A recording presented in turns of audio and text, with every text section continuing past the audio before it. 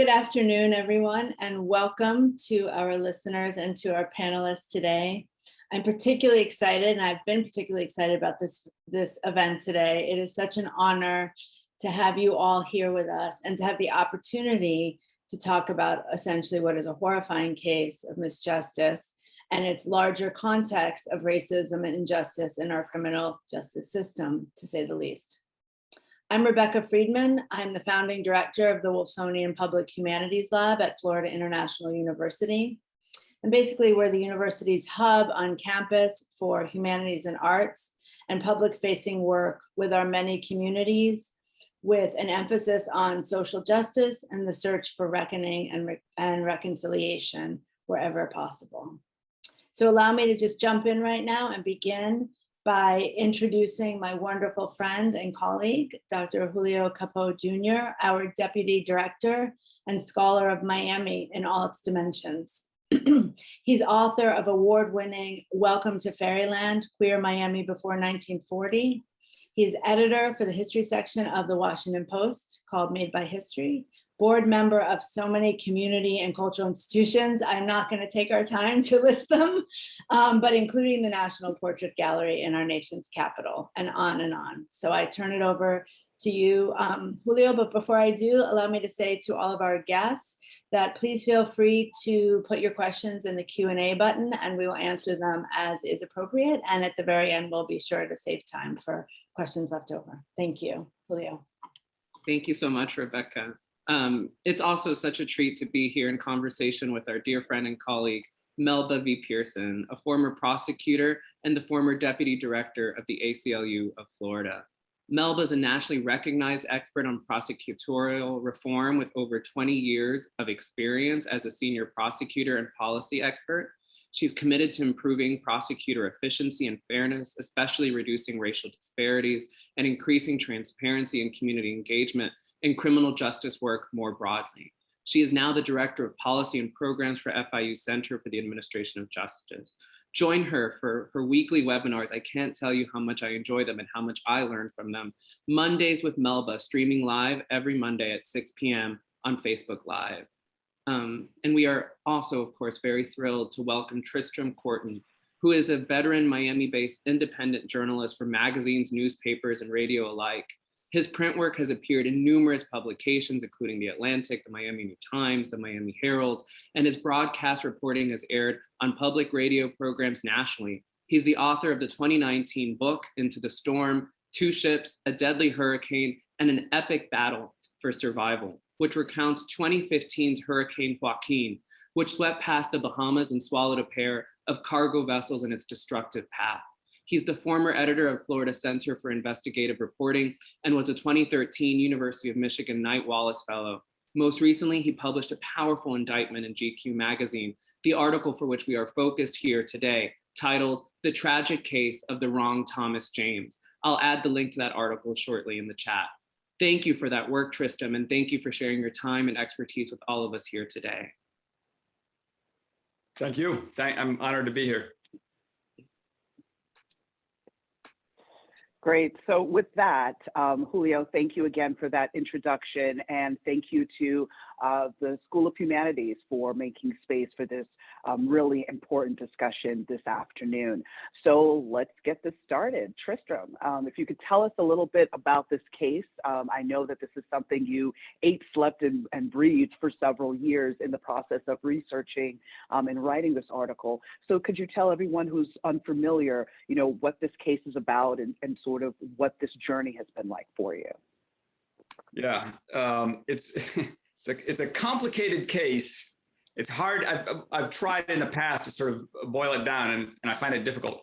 But so I'm just going to, and I'm being a storyteller, I'm just going to tell it as I would. I had gone to a seminar. I had been invited to a seminar by the John Jay College of Criminal Justice on justice reform, and they had talked about some wrongful conviction cases. So it was sort of knocking around my head. And in March of 2020, just as the pandemic quarantine was about to shut down everything, I took an old source of mine when I had been at the Miami New Times, a felon named Sammy Wilson. I took him out to lunch, and we were talking about restoring voting rights to felons, et cetera, and how that was going to go, the election year coming up. I wanted to get his perspective. And at the end of that lunch, I said to him, because I had gone to this seminar, I said, hey, listen, if you think you know of a credible case of someone who being wrongfully convicted, let me know. And he said, without hesitating, shoot, I know this guy in South Bay saying he's been wrongfully convicted since the day I met him. And so I went home. He gave me the name. I went home. I started looking at the case. And at the same time, the pandemic hit, quarantine. We were all locked in our homes. And my work essentially dried up. all these big projects I had. I had a trip to Africa funded, et cetera, and it all went away to Thomas James' benefit. And I started looking at his case, and every step along the way, I was feeling more and more confident that this was worth looking into. I made contact with Thomas James, and really what the story became is all the work he's done over the past 30 years to investigate his own case, and try and get somebody to pay attention to it. And so briefly, what happened was that in 1990, January of 1990, two men went into the apartment of a elderly couple living on disability in a poor part of town, just outside Coconut Grove. And during the course of robbing them, shot and killed the man of the house who had confronted them with a gun. And they fled. Police arrived, both Coral Gables and then Miami-Dade, which was back then Metro-Dade, and they canvassed the area, meaning they interviewed all the residents they could, all the people there. And they kept hearing from people that a dude named Dog did it, and his partner, Tommy James. And so the lead detective, saw this in the police officer's notes, and he went and back to headquarters that night, went to the records room and found a picture of a Thomas James and made a photo lineup with that picture in it, and went and showed it to all the witnesses that had said Tommy James was involved. None of them ID'd him from that photo lineup. And he showed it to the victim's stepdaughter, who was the only one who could recognize the perpetrators. And she picked his ID. ID'd his picture, I should say. And then that was it. They put a warrant out for his arrest. I mean, there wasn't a whole lot more investigating going on. There was no forensic evidence, no gun, no footprints, fingerprints, blood, anything, sweat, nothing. And they found Tommy James in jail. He was on a illegal weapons possession charge. And he had been, and this was about 6 months later.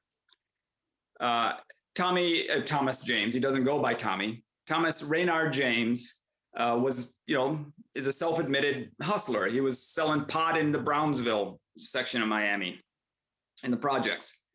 And he goes to court one day on this gun charge, and he hears that he's being charged with a murder in Coconut Grove. And he said, "What? I haven't been to Coconut Grove in years.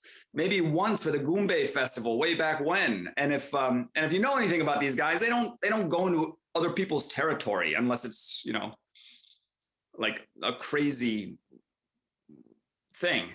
So he thought it was a mix-up. This is what he told me. And he thought it would be cleared up because even though he was a criminal, he believed in the justice system. He believed that the prosecutors would get things right. Prosecutors and police would get things right, that they would seek the truth. And here's what happened.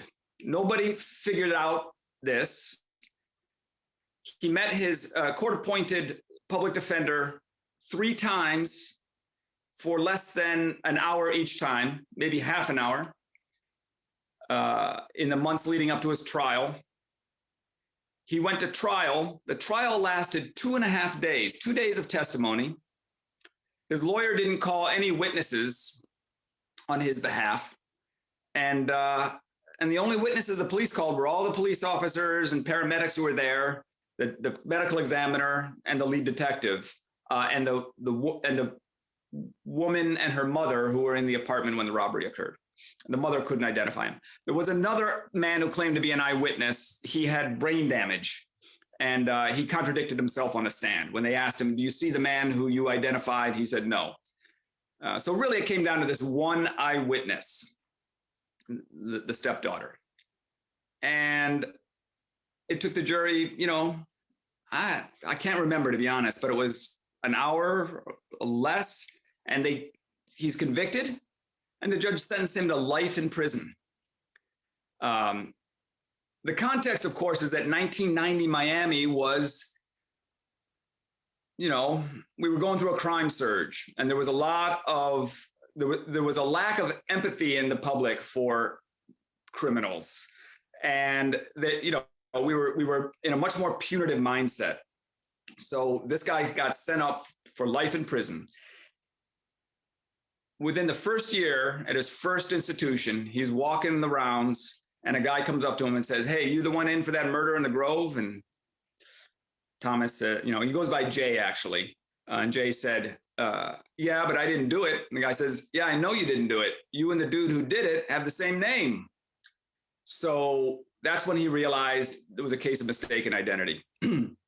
And he spent the next several decades investigating that, looking into it from behind bars, using help from the outside, whatever he could do. He appealed his case before he had evidence of this. He didn't get evidence that things were, the beginnings of the evidence that things were off course until 1996. That's when he got his full trial, all his documents. And then you can see in the pretrial depositions of the victim family, and they say, "Oh yeah, Tommy James, the people are telling us it was Tommy James. I haven't met him personally, but he's related to us. We know his mother, Mary." Well, this Thomas James, his mother's name is Doris. And you can see how the witnesses were saying they didn't see Thomas James. The police recorded it as witnesses saw Tommy James. What they were saying is, we heard Tommy James was involved. They did identify this other individual named Dog, Vincent Cephas Williams. And they said Dog runs with Tommy James. So you got to be looking for him too. So you saw it all kind of falls apart when you read all the documents. And he appealed his case several times, and each appeal was denied. I mean, that was one of the things that impressed me. I was like, well, this guy has appealed so much. He would, if he was guilty, it's unlikely he would put that much effort into appealing again and again and again. He reached out to the media. He never heard back. There was one producer for an NBC show who expressed some interest. So Jay sent him all his documents and never got him back, and nothing happened. And then in the shock of shocks, he told me that he had written to me when I was at New Times, because the same source who told me about him, Sammy Wilson, when Sammy was behind bars, he told him to write to me. And my heart, even now gets to me. I never received it. I had left New Times by that point.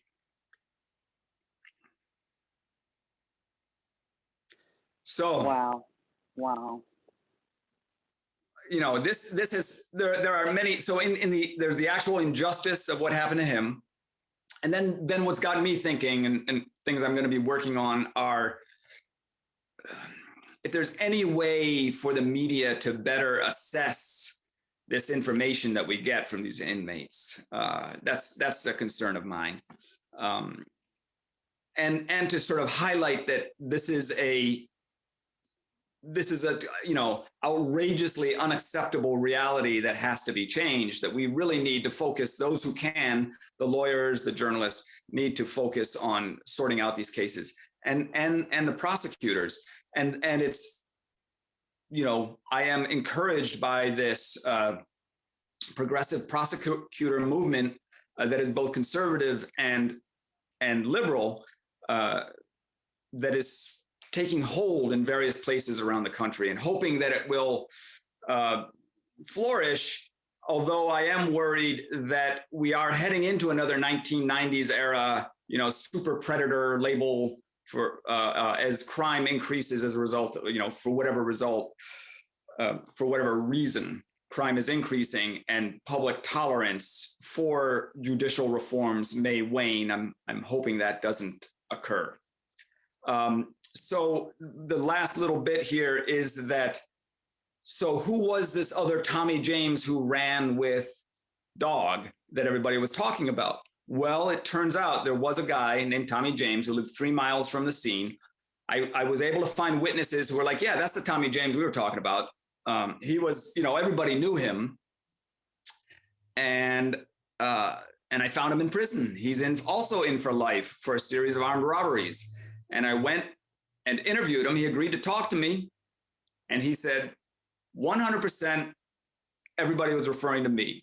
I ran with Dog. We had actually scoped out that apartment because it was a numbers house, meaning it was a part of the Bolita gambling network. And we thought we would get a good score. Dog ran a crew that robbed outlaws. So they'd rob drug dealers, they'd rob prostitutes, they'd rob numbers houses. And I was related to the people who lived there. I had been in that apartment when I was a kid, which is what the victim said. We were related to him. He said, but I didn't do it because I was in jail the night it occurred. And sure enough, I went back and I found the jail booking card for him. And he had been partying in Liberty City at a sort of a little club where there were prostitutes, and they had robbed some of the prostitutes. And he was in jail, juvenile detention center. So his name probably didn't come up when the detective searched Thomas James because he was a juvenile. He was 17, but then the next day the judge remanded him to adult court, so it was then turned over, and his file would have been public. And there we are. The state attorney's office has opened a review of this case. They say they're working on it. And I'm just hoping that they come to what to me is the inescapable conclusion of this. And I hope they come to that sooner rather than later, because this guy's been in there for 30 years. Horrifying. Goodness, Tristram, that's horrifying, all of it. But the overview provided is just so necessary, and the story. We put the link in the chat so people can read all the details in the GQ article that you detailed. I wonder if we can zoom out slightly and think about the criminal justice system failed him, right? He goes by J. Thomas Raynard James. On so many levels, right? The evidence against him was so minimal. They found, some fingerprints at the crime scene, but none of them matched his. No gun was ever recovered. No DNA was ever collected. No footprints for foot. I mean, this was just thing after right? I mean, this is, and one of the things you also tell us, right, is that this is a case. This is also a case of the problems in a system of an overworked public defender, right? The defender knew very little about the case, for instance, and met with James only 3 times for less than an hour. I mean, he didn't call any witnesses for the defense. He simply cross-examined. I mean, and then insult to injury, right? All this, the recourse for Jay, his own, was that he was the one investigating and researching and trying to find a resolve. Like, the system failed him again at every level. He asked inmate after inmate if they were in Coconut Grove, filed appeal after appeal, and everyone was denied. So I want to, like, how common is this, right? Like, what does this look like for, I mean, we know that this is not anomalous, but what can we take away in addition to what are the kind of problem? One of the many kind of structured problems, which I realize is an enormous question, but if we can just think about the many levels at stake here, if that makes sense. Yeah. Well, I don't want to hog, I mean, we've got some very intelligent people here to talk, but I will say very quickly that in 1991, the year that James was convicted, there have been 70 exonerations from that 1 year alone. 27 of those were due to mistaken witness ID, what they say mistaken witness ID. This is from the National Registry of Exonerations, which is run by University of Michigan and among other universities. And so while, I had to spend all my energy investigating Thomas James' case with his help, essentially. And my story really only deals with that. But the larger context is that this is, again, an unacceptable reality that is pervasive. And, definitely to piggyback on that, looking at where we were in the 1990s, you had a situation where many times we weren't as evolved when it came to eyewitness testimony, right? And it was only in recent years that we realized that eyewitness testimony can be so unreliable because of the fact that if somebody is in this, first of all, you don't wake up in the morning and expect to witness a crime, right? So it's not like you're in this hyper-vigilant mode, always taking note of everything that you see. Police officers do that because that's their job, that's their career, that's their lifeline. But the average person doesn't do that. So when you're thrust into that stressful situation, you misremember details, you misperceive things. The trauma of witnessing somebody, get harmed in front of you definitely wreaks havoc with your head. So much so that now there are standard jury instructions that are read in any case that is heavily influenced by eyewitness testimony, telling and educating the jury that, listen, eyewitness testimony can be unreliable. So don't necessarily, you can believe it like any other piece of evidence, but you also have to be mindful of the fact that people can get this wrong. And it's not that they have ill intent or whatever the case may be. They just literally thought they saw such and such person and they really didn't, right? So that evolution really lays bare the importance of going back and reviewing old cases and not necessarily waiting for, people that are incarcerated to reach out, but to proactively go back and look at, sentencing of cases. Many district attorneys across the country are re-examining those cases that got sentenced during the sort of cocaine cowboys, war on drugs era, and will go back and try to work out lesser sentences because they realized we were being overly punitive. It was the era of the 1994 crime bill. It was we're coming out the crack epidemic. So kind of going back and realizing and looking at addiction more so as a public health issue, as opposed to being, a criminal issue, you can then go back and adjust those sentences. But also it just shows the importance of having a true conviction integrity unit that's going to look at these cases and not, be overwhelmed because this is one of 5 assignments that particular prosecutor has, but that you have dedicated prosecutors who only go back and look at these cases. So that way you don't have a situation like here where, the office was made aware, I believe, March or early April, that this case was a problem. And to this day, they're still working on it. If you had dedicated folks working on it around the clock, you could have a resolution in 30 days. This is just, again, from my experience being a prosecutor and all of that. So, definitely wanted to put a finer point on those aspects. Thank you for that. If I could just chime in a little bit, I'm just listening, and obviously I read the article and just thinking about all the layers, to echo Julio, of kind of human error in a way, and the failure, not just of the system, but like you're suggesting also, Melba, of human beings, of individuals throughout the process. So both the system, the institutions, and the individuals. And so my question was going to be one that in a way you've answered more optimistically than I would have expected, which is, what can we do? What can change? How can we change? Is this kind of forevermore these kinds of injustices embedded in the system? And I think you point to one way in which there are deliberate kind of improvements, given that it's no longer the 1990s, right? And what, and I'm just turning to our guests also along those lines to listen to their questions. I'm just going to read them, ones that I think are kind of relevant comments to this discussion now. One person says, what can we do to pressure the state attorney to move faster? I suppose that question is in this case in particular, but I suppose that's one way in which change can happen, is kind of pressuring state's attorneys.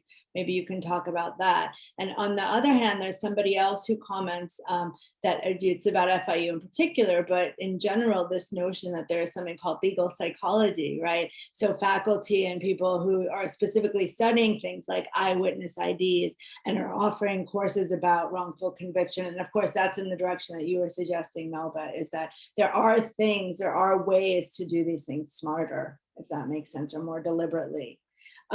So I don't know if anyone wants to kind of comment on either of those thoughts. Sure. Yeah. I mean, I think that events like this are important to broaden the audience. I don't know how many people in Miami read GQ magazine, so it's super important that you guys get involved. I think that anything, just letting the state attorney's office know that this case is a concern, is known about, writing to them, checking in with them, writing, I don't know, letters to the editor, anything, just to make sure that it's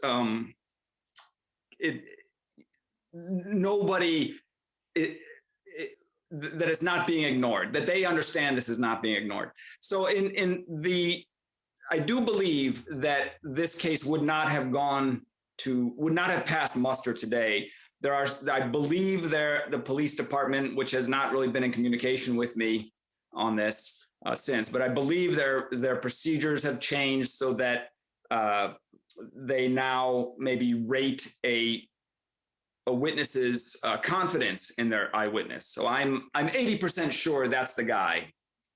Sometimes, hopefully they're doing this. Again, I haven't gotten a lot of contact from them, but there's a double blind procedure where the officer administering or showing the lineup doesn't know who the suspect is either, so he can't weight the outcome somehow. And then my understanding is that almost no prosecutor would want to go forward with a single eyewitness, or I guess it was a double eyewitness, but the second person was so not credible because of his injury, because of the way he had communicated, that they wouldn't want to go forward with that. And really what it comes down to is that prosecutors have to be they hold such power, more power than the judges in bringing these cases forward and how they're presented. They have so much more sway in the courtroom than the defense does, that they have to be committed to seeking the truth and not just getting the quickest conviction they can in something like this. And with that, I yield the floor.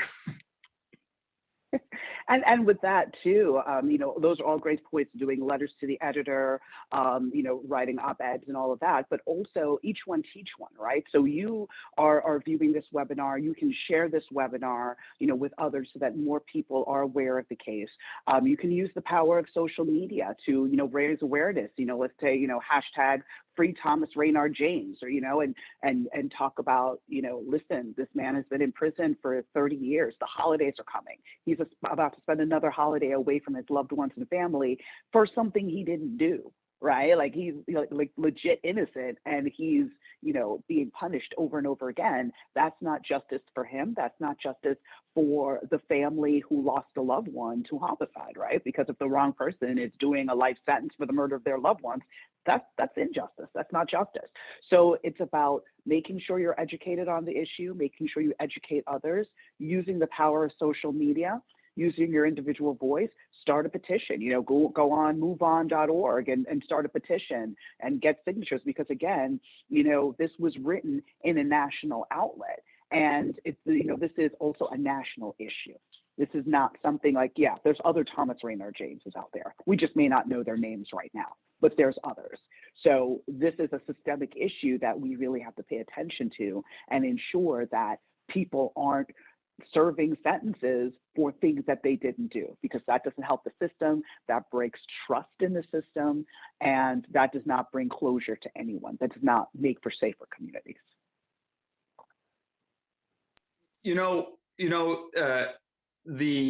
One of the prosecutors wrote a memo evaluating whether this was worthy as a death penalty case, and she said, "Well, I'm not confident in the evidence, so I think we should stay away from the death penalty." But I mean, he came that close to being put on death penalty, and I think cases like this really put the lie to that. We make too many mistakes to take on the responsibility of killing people. And just going to cite a couple other numbers. This professor at Duke University, Brandon Garrett, did a study where he looked at the first 250 exonerations by DNA, the first 250 ever, right? 90% of those appeals that had been made in those cases before the DNA evidence was introduced, 90% were rejected by a higher court.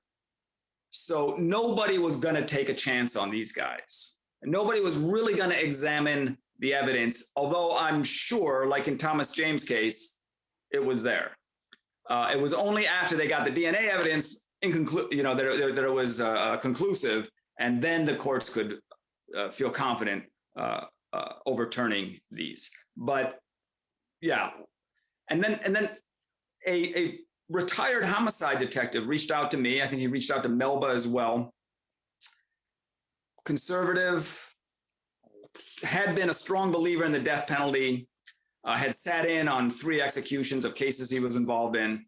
And he told me, I'm contacting you. I'm outraged by this. I want to do what I can to help Thomas James. And he said, I used to believe in the death penalty. And now, after reading about cases and all the mistakes we make, I can't get behind that anymore. That era is over. And so death penalty, I mean, it's sort of a tangential issue to this particular case, but, that we are seeing that these mistakes are made with alarming regularity, and we just cannot take this for granted anymore. Florida still has the death penalty, and Florida makes mistakes. I would suggest it's not tangential at all, actually, to this case. Just, yeah. I can add, I don't know, Julio, if you want to jump in. I was going to go to the questions, but why don't you go ahead first? Well, there's so many layers here, right, to kind of like peel back. And like Tristram, one of the things that I found so powerful in my rereading of this article is that there was one of the details, there's so many details here, and like that is that there were 3 children at the murder scene that day in 1990 as well. That is, like, there were not just the 4 adults who were confronted by the 2 men in this burglary and then murder. And I know that there are concerns about youth as witnesses in court cases and legal cases, but goodness, right? There were 3 other people who saw, and later were able to testify to this account.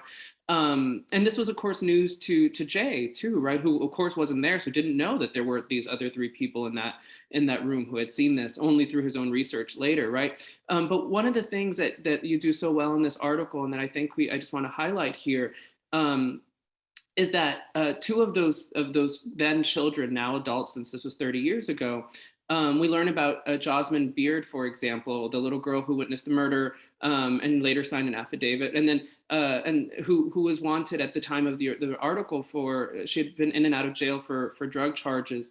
And also about Lance Jean-Jacques, who, of course, now is also beyond 30 years old and is in jail awaiting trial and attempted murder charge. That is 2 of the other people in that room.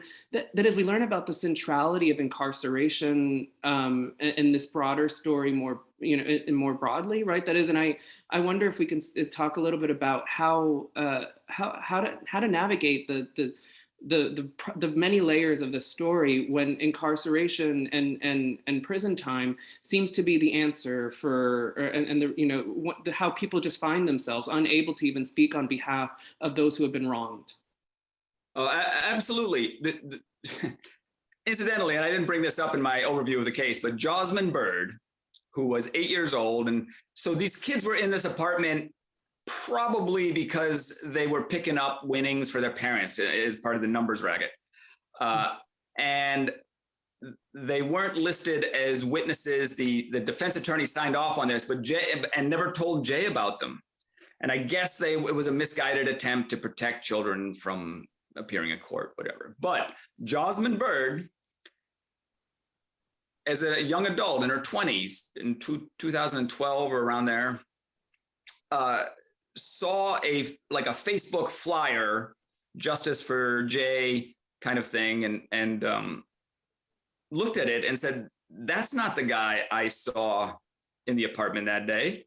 And she reached out to his family and said, can I help? And they said, can you give us a statement? And so she went to a notary public and gave a statement that was not, that this is something she would remember for the day till the day she died. And that was clearly not the man she saw shoot Mr. McKinnon. And that was included in one of Jay's appeals and one of his rejected appeals. But yes, she is in and out on drug charges. Lance has his own issues with this attempted murder charge. And to me, it was like this was a place, this little complex where all this was occurring was one of those places that just falls through the cracks in America. And we're not making a collective effort to look after those kids. Yeah. And we're not doing that because they're Black. I mean, let's be honest. They don't have a voice. They don't have advocates who are powerful, who can make sure they're going to school, who are, looking after them, making sure they're getting fed, et cetera, et cetera. And let's not forget another victim. And I don't want to be too whatever. And the other victim is Tommy James in this, who told me about his life growing up. They were poor. They were on food stamps. They were so hungry, they would start stealing food or sneakers to wear because they didn't have shoes. And he said it was a tough existence, of course, tough part of Miami, but the only people to nurture you were other criminals, he said. And that's how you get involved with someone like Dog, and you get involved with this crew, and they feel like your family, and then you're out there doing crimes. But and the reason I say he's a victim is he was sentenced to life as a 23-year-old or a young man, sentenced to life for a pattern of behavior. And in my humble opinion, that's too much. You can't just put these men in prison and throw away the key. That is abdicating our responsibility as a society to rehabilitate people, to find the good in them and bring it out and make, and get them back into society. And this is so the mistakes aside, like Jay's case, the over punitive aspect of our approach to justice, we really, I believe, strongly have to examine that. We have to confront crime, and you have to keep people from preying on other people, and you have to support victims. But throwing someone into prison for life for non-capital crimes seems wrong. And he was a robber. That's what he did. He wasn't a killer. And that is such an important point, Tristram, because this is part of the larger context of economic failures, right? Because if you're not investing in certain communities, what do you think is going to happen, right? And then it becomes a self-perpetuating or self-fulfilling prophecy where you don't invest in the community, crime happens, oh, that community is unsafe, and therefore it gets even less resources and less attention. But I want to touch on something else. What do you view the role is of investigative journalists in being able to tell these stories and to raise awareness? Is this something that you think is unique, or you think that there should be more support for this? And sort of, what does it mean for a journalist to really take on this work? Because I think you touched on it earlier, a little bit of the emotional labor that it takes, right? But so, sort of like, what is the state of that? Do you think that more young people are seeing the need for investigative journalists and wanting to follow in that path as a tool to push for change in our communities? Yeah, I mean, it is an avenue to right an injustice. Working in the media, there has probably been no more challenging time to try and do that work. Newspaper staffs have been cut for over a decade now, as we make this transition to digital. But the economy, supporting the print, the legacy publications doesn't translate to digital. I don't know how many places can afford to, they can afford it, but are willing to allow reporters to take off for the time needed to do these kinds of stories. I talked with a Pulitzer Prize winning journalist named Maurice Pausley, who made his career investigating wrongful convictions. And this was back in the 90s and 80s when newspapers were a lot fatter. He was working in Chicago, and he was given a lot of resources and he and his partner to go after these kinds of cases. And on the issue of which ones to tackle, because I was asking him, like, what can we do as an industry to better enable journalists to tackle these? And he said, well, when I was doing it, we had to examine, we chose to examine whether or not we could move the needle. He may have believed that a case was a wrongful conviction, but if all the evidence had been displayed in court, he probably wasn't going to be able to write anything that could change anything. So he was always looking for evidence that he could uncover, new evidence, which is a tall order. I mean, I'll tell you, it took me a year to investigate this case and get everything ready, largely because of the pandemic, because the courts were closed and I had to find records in different areas. And it was, but still, it was a monumental effort. And this was just one guy. 70 people from 1991 have been exonerated so far. Who knows? That's just the ones we've found. Who knows how many have been wrongfully convicted? And it's a daunting task.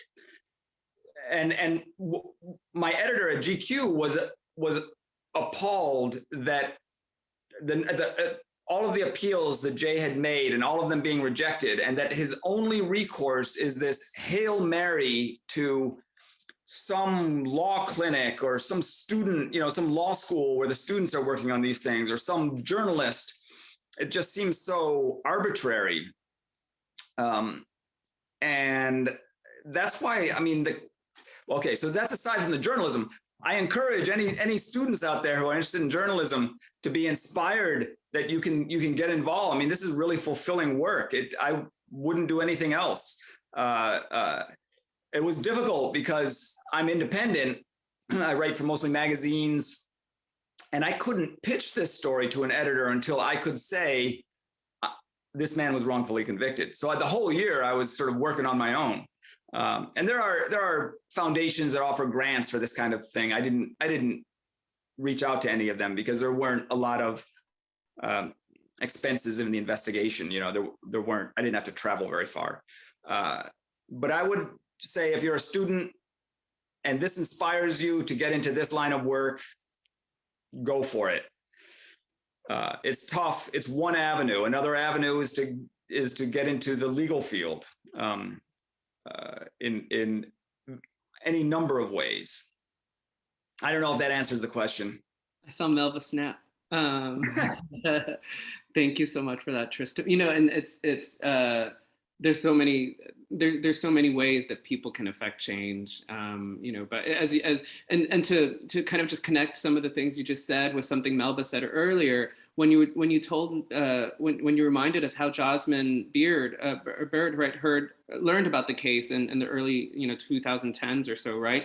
It was through word of mouth, right? That is, and she was able to make a testimony about him, about that not being him that day. That is, that there's a significance to us sharing these stories and certainly being mindful of the role that we play and the power that we have to affect change. And so that's it's whether it's through law, whether it's through journalism, or whether it's just as an everyday civilian, right, that we have a voice that needs to be used in doing what's right. You've nodded in this direction, but I wonder if we can just talk a little bit before. I know there's 2 questions in the audience and we'll get to them in just a second, but if we can, where does the case stand right now? What does it look like for him right now?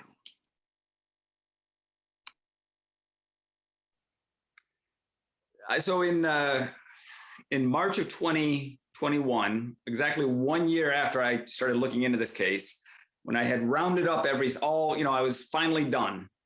But I contacted the state attorney's office and said, listen, I want to brief you on this. I believe you have a case of a wrongful conviction. I did that, and they took it to their conviction integrity unit, which is called the Justice Project. So there's been this has been reported on since. I contacted them in March, and I referred them to all the files they had sent me in my public records request. That most of it was in there, other than the interview with Tommy James and some of the witnesses who I tracked down. And then they're saying that it's going to take some time, basically. I know that the detective I talked to was outraged by this and said it shouldn't take any time. And this is somebody who knows the system certainly better than I do. And he said all they need to do is follow the outline in the story and look up those documents that you've already identified, contact those witnesses. It shouldn't take a long time, but it's been, the article came out in August. I contacted them in the spring. We're going on several months. They haven't updated anything. I'm hoping that that this takes precedence. Again, the detective who I spoke to, who has a better sense of bureaucracies, said, I know you need outside pressure to make sure they take this seriously, to make sure there's a fire lit under their butts and they're working on it. Because otherwise they're just gonna put it on the back burner. It also occurs to me, and I'm not accusing the state attorney's office of this, but it's not in their interest this doesn't help them in any way, other than just doing the right thing and coming out on the side of justice, which I hope that they're taking seriously and would be a reward in itself. But, they may be thinking, oh, geez, there's going to be a request for compensation, et cetera, lawsuits. So I'm hoping those are not barriers to buckling down, getting at the truth, and just dealing with those consequences later. And also to weigh in on that, I mean, prosecutors around the country have, helped exonerate people. We've seen it in New York, where there was a detective who was systemically targeting Black and brown communities and planting drugs on them. So all of his cases, basically result in exonerations because, he was doing illegal activity, right? We've seen exonerations all around the country. And yes, sometimes there's a financial cost, but that doesn't come out of the prosecutor's office budget, right? That comes out of the state budget. So, there's not that direct correlation.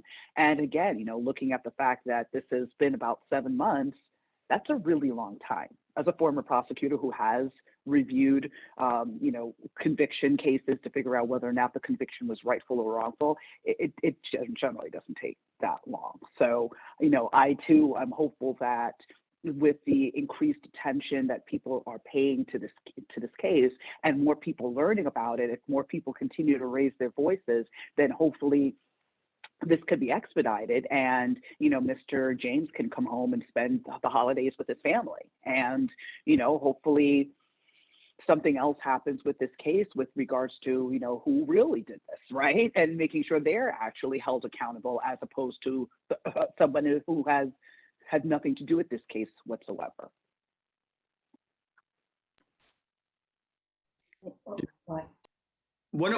One of the other outrages of this story is that dog, who was both witnessed at the scene running away and then ID'd in the lineup. So there was a corroboration there.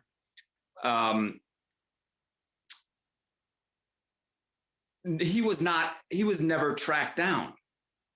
And, he was clearly identified. They had his photo. He was never tracked down, including when he was convicted a few years later and stood trial in a Miami courtroom and sentenced to, prison. Then he was never linked to this case. This is not a very good look for the investigators in Miami, certainly at that time. But yeah, if you want justice, this was a double injustice. Right? The perpetrator was never caught. One of the perpetrators was never caught, and the wrong person was convicted for doing it. Yes. I would suggest there's multi-layered injustices in this case. I'm going to turn to the last two questions, but before that, I want to give a little bit of a shout out to both Melba and Tristram, also, of course, Julio and myself in a way, but especially Tristram and Melba, because we have here an amazing lawyer and an amazing journalist, both of whom have kind of dedicated their lives and their work to seeking justice. So to all the students out there watching and thinking about what they want to do after they get their degree in humanities at the undergraduate level, here you go, that there are ways to affect change, whether it's through investigative journalism or through law in many different ways. So it occurred to me as I was listening to both of you, how incredibly important that is and how inspiring you both are. So I wanted to say that.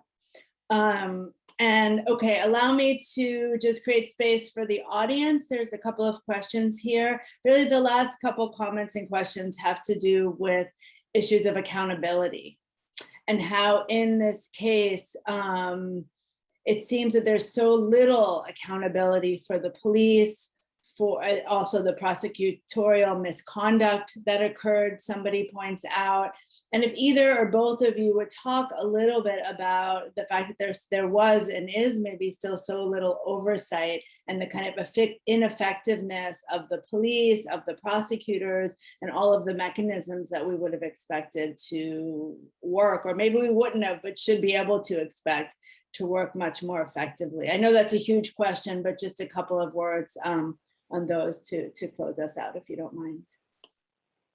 Thank you. I'm just going to drop a quick response to that and then turn it over to Tristram. But I think we see this again playing out as we have the discussion around the case of what happened with Gabby Petito and the outpouring of media attention and sort of the value placed on her life, as opposed to Maya Moicano, who went missing around the same time, and the responding officer just basically laughed and said, this isn't a high profile, a high priority case.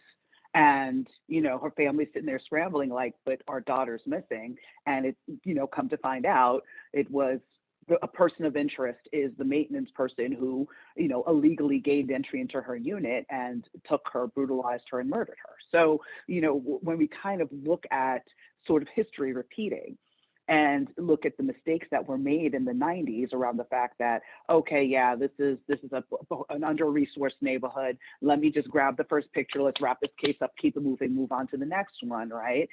when you have that lack of care, then you end up with outcomes like this. And we see this continuing when we talk about, the missing while Black kind of syndrome, or missing white woman syndrome, where it's, again, attention is paid to more cases that, this is why diversity and all that is so important, because when you have people in positions of power who reflect the populations that they serve, you have that attention to detail, that greater care, as opposed to, I have nothing in common with this person, their experience doesn't resonate with me, therefore I'm gonna let my stereotypes or preconceived notions guide how I handle these cases. So that oversight aspect is still very important and still a key that we haven't figured out yet, right? Like, we have a number of different ideas. We have some really smart people around the country that are trying to figure out what the best way is forward. But again, you have that resistance of the old guard that is like, no, nothing to see here. What we've always done is fine, But I'll turn it over to you, Tristram, for your thoughts and comments. So hopefully we've turned a culture. I mean, I'm old enough and cynical enough to know how naive this sounds, but hopefully we're turning a cultural milestone in this country, and where everybody's life is going to be taken with equal seriousness. But that cultural side, the social movement aside, specifically, I think that state attorney's offices should commit to conviction integrity units using outside counsel, people who aren't from that agency, who aren't, necessarily bound up in protecting the agency itself. I think the same thing should go for the police department as well. And I would like to see a lot more transparency, certainly from the police department. They should be out there talking about this case, saying we're reviewing it too. And, we appreciate this opportunity to improve our standards and procedures, blah, blah, blah. But they need to do that. They need to let the public know that this, making these kinds of mistakes is unacceptable, and that they aspire to a higher degree of quality and truth seeking. Mistakes are gonna get made. We're human. I understand that. So let's all learn from them. Let's not, we don't necessarily want to throw out the police department because of these mistakes. I know that's that is actually being proposed in places, but I would like them to feel comfortable to be able to go back and remedy the changes and not circle the wagons and come up with reasons to deny or reasons to hide from the truth. I mean, that's what Thomas Raynard James deserves, and nothing less. If I can, as I was hearing both of you speak, one of the things too that as I was rereading the article as well, it's also the significance that we all know our rights, and that we make sure that everyone is aware of their rights, right? Especially those who are disproportionately surveilled and policed. That is Black and brown women and men. So what to do if you're stopped by the police, if you are pulled over, if you have been arrested, to make sure that we know what our rights are, and how to best navigate the situations that are disproportionately, right, unjust, right, for some, right, and for more for others. So it's just to be made aware of how to navigate this best. Yeah. Thank you. Maybe that's a good note to end, unless any of you would like to add final thoughts. We're right up at the hour. So I just guess I will say thank you so much for your work, Tristram and also Melba, and thank you for joining us today. Go ahead, Melba, please. You raise your hand. It tells me. No, this is where you have to help your aunties again through the internet, because I meant to do like one of the little celebratory icons, and then instead I raised my hand. So, but again, it was a backflip. It was a backflip. Right, exactly, it was a backflip. But I definitely want to thank, your guys' amazing work in School of Humanities and really uplifting this issue and being willing to make space for this discussion. So, I appreciate both of you very deeply. And Tristram, again, thank you for, raising the alarm and really fighting to, raise the voice of a man who is seeking justice and who deserves justice. So thank you for all that you've done. Yeah, I know. We get to these points in these talks where everybody's thanking everybody else, and it sounds so gushy. But Melba has been, she's been organizing other civil rights groups to get involved in this case, and I can't tell you how much I appreciate that, and his family does. The fact that a big institution like FIU would spend this much time to focus on this case also means the world to me, and I'm sure it means the world to Thomas Raynard James. So thank you all very much. Thank you. Everyone, take care. Bye. Thank you.